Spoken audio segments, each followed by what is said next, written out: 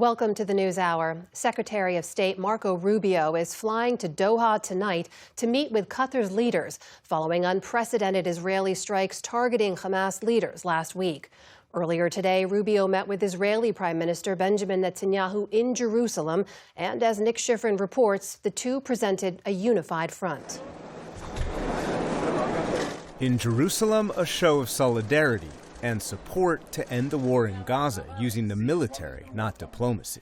I think we have to be prepared for the fact that savage, terrorists don't normally agree to things like that. But we'll continue to pursue that route. It's the ideal outcome, but it may require ultimately a concise military operation to eliminate them. The Israeli military today again targeted Gaza City high-rises that it calls Hamas terrorist infrastructure,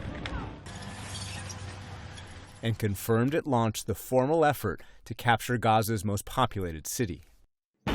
The new offensive is uprooting hundreds of thousands of Palestinians who are already displaced.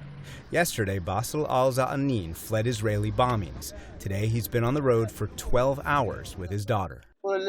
All night she screams on my lap because she is terrified. Open the road for us. Let us have our camps. Give us food or water, anything. Empathize for these children who have been thrown to the streets.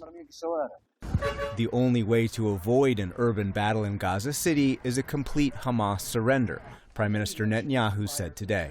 If they surrender, lay down their arms, then you can do the rest without battle. And at any point, if you can do something without battle, it's better. But that is highly unlikely, suggesting little chance for a ceasefire agreement between Israel and Hamas, especially after Israel's strikes last Tuesday in Qatar, targeting Hamas's chief negotiators in the country that had been the mediator. Today in the capital Doha, Qatari Emir Sheikh Tamim bin Hamad hosted Arab and Muslim leaders for his own show of solidarity and criticized Israel's actions in Gaza and the West Bank. Israel claims to be a democracy surrounded by enemies, while in reality it is building an occupation and apartheid system hostile to its surroundings and waging a war of extermination during which it has committed crimes that know no red lines.